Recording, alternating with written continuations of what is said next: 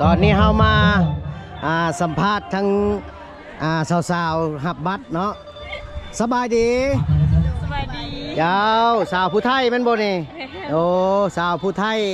บ้านนากระตังซื้อนั่นไหนชื่อสาวพูนฮะสาวพูนสาวพูนอายุจักปีแล้วสาวพูน18 ปีมีแฟนแล้วบ่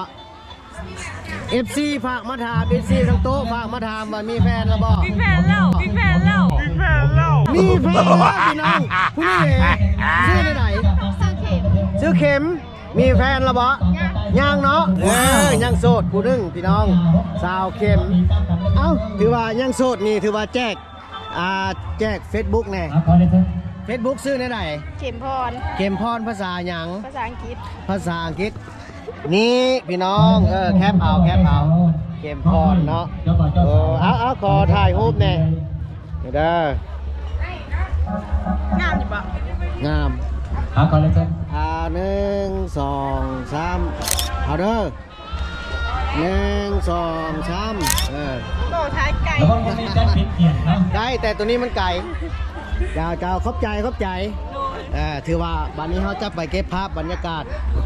ทางในต่อเนาะอันนี้ผู้ไทยบ้านนาแดนอันนี้ถือว่าเมื่อกี้นี่เป็นผู้ไทยบ้านนากระตังแต่ผู้ไทยบ้านนาแดนก็มีนี่พี่น้อง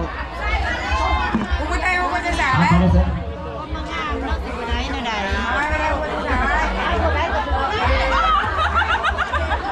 แล้วก่อนเลยจ้ะสบายดีมหามงคลเนาะไปทางไหนวะดูมีทางไปทางไปทางพี่พี่น้องดูคู่เจ้าบ่าวเจ้าสาวไปใส่ทั้งนี้ก็บอก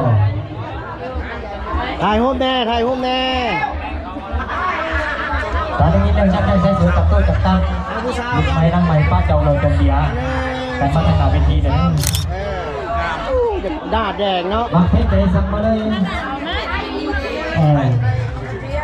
แดงนี่ขอเลเซนเจ้าบ่าวเจ้าสาวพร้อมด้วยหมู่เพื่อนของคนเอาเลยสองไฟเอาบ่ได้ก่อนเลย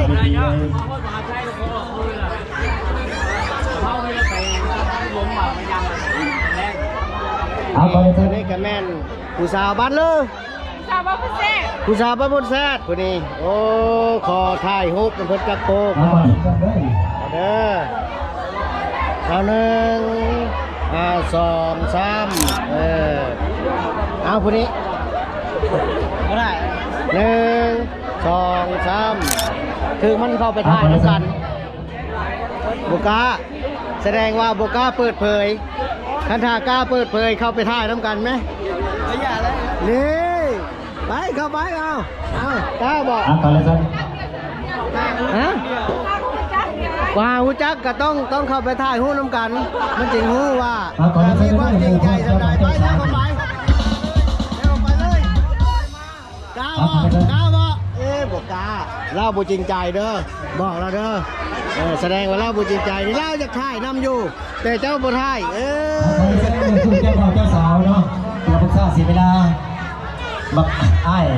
ละครเพชรนี่หาออกมาเด้หมู่ผู้เจ้า